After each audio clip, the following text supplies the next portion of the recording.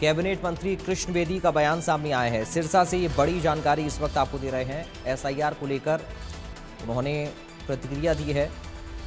Voter list को दुरुस्त किया जाएगा। केंद्र सरकार के 12 साल के कार्यकाल की उन्होंने सराहना की है।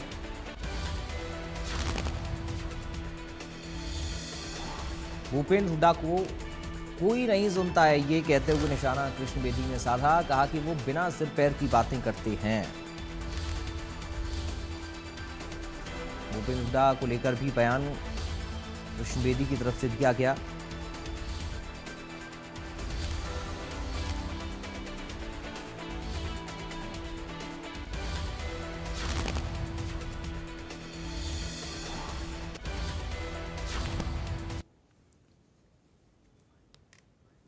कार में बैठ देखिए, अब बिना सिर पैर की बात विपक्ष करता है। उनको सरकार बना दें, वो सरकार में बैठ दें, लिख के देंगे कि हम रेट नहीं बढ़ने देंगे। लोगों ने नकार दिए, घर बिठा दिए, कोई पूछने वाला नहीं, सुनने वाला नहीं, कहने वाला नहीं, कुछ भी बयान दे देंगे और आप लोग उसको रिकॉर्ड कर के ले आएंगे। नहीं है, क्रेडिबिलिटी नहीं है, पूरे देश के अंदर कहीं खाता ही नहीं है। बिना वजह के सिर पैर की बात कर रहे हैं वो लोग। कौन सा लिख के दे सकता है कि मैं रेट नहीं बढ़ाऊंगा? और कब रेट नहीं बढ़े? 1952 के अंदर पहला चुनाव हुआ था, नोट कर ले, उसके बाद भी बढ़े होंगे। इन लोगों का कई बार चेक कर लिया, वो इस प्रकार के बेतुके सवाल करते हैं, इसकी क्रेडिबिलिटी नहीं है। एक संकट पैदा हो गया पूरी दुनिया के सामने खाड़ी युद्ध के कारण, और देश के प्रधानमंत्री जी ने स्वयं बहुत बड़ा आह्वान किया। इसलिए हम भी प्रयास करते हैं, जहां तक सरकारी और ट्रांसपोर्टेशन की व्यवस्था हो जाए, उसमें हमें जाना चाहिए, ट्रेन और बस की सुविधा मिल जाए तो। और यदि जहां तक हम लोकल लेवल पे तो हम साइकिल ही यूज करें चंडीगढ़ के अंदर जब हम होते हैं, परंतु कुछ ऐसी चीजें हैं, एक एक दिन के अंदर कई कई कार्यक्रम होते हैं, ग्रामीण क्षेत्र के अंदर आप बिना विकल्प के नहीं जा सकते, संभवतः कवर भी नहीं कर पाओगे आप। उसके लिए जरूरी उन्होंने जो एहतियातन कहा है, यदि आवश्यकता हो तो प्रयोग करें, यदि नहीं आवश्यकता है तो एहतियात करें। ये देश के प्रधानमंत्री जी ने आह्वान किया है और देश के प्रत्येक नागरिक की ये जिम्मेवारी बनती है। और देश के प्रत्येक नागरिक के साथ कृष्ण बेदी भी इस प्रदेश और देश का नागरिक है। उन सभी चीजों को मैं भी ध्यान रखने का काम करूँ। हुड्डा जी को आप यदि बात हो तो मेरी तरफ से एक निवेदन कर लेना, कह देना बेदी जी क्या की गई है। 70 तो हम बुला लेंगे, पर 70 में वो बैठेंगे या नहीं बैठेंगे पूछ लेना ना। यदि वो श्योरिटी करें फिर वो छोड़ के मत भागा करें। वो यदि ये गारंटी दें कि मैं पूरे सत्र में बैठूंगा, सवाल भी करूंगा और जवाब भी लेके सुन के जाऊंगा, तो सत्र बुला लेते हैं। पहले सत्र बुलाए थे जब तो गए नहीं विधानसभा में, भाग्य से बाहर बैठे रह जाते, सैर सपाटा करके आ जाते हैं।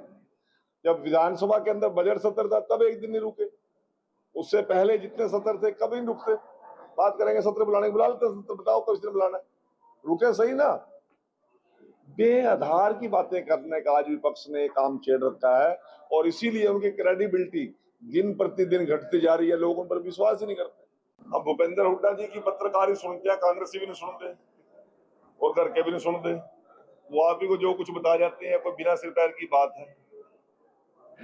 आप मुझे बताइए, कोई बेटी प्रोफेसर है, कोई बेटी डॉक्टर है, कोई बेटी आईएएस है, कोई बेटी एचसीएस है, कोई बेटी क्लर्क है, कोई बेटी किसी और प्रोफेशन के अंदर है, उसको कैसे लाडो लक्ष्मी का लाभ दे सकते? हुड्डा जी दे देंगे क्या?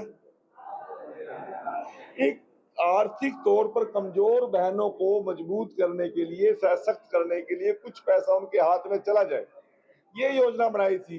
योजना कमजोर आदमी के लिए बनती है, आर्थिक तौर पे जो पीछे रह गए उन साथियों को मजबूत करने के लिए बनती है। या मैं मंत्री हूं, फिर तो मेरी पत्नी को भी लाभ मिलना चाहिए इस बात का। हुड्डा जी भी अपनी पत्नी के लिए अप्लाई करेंगे क्या? किस प्रकार के एक इतना लंबे समय तक जो व्यक्ति सरकार में इतने महत्वपूर्ण पद पे रहे, 7-7 8-8 बारी विधायक और एमपी हो गए हैं, वो लोग इस प्रकार के बेतुके सवाल करते हैं। आज 1,80,000 रुपए की आमदन वाले सभी बहनों को हमने लाडो लक्ष्मी का योजना का लाभ दिया और मुख्यमंत्री जी ने 6,000 करोड़ रुपए का बजट का प्रोविजन कर दिया। चुनाव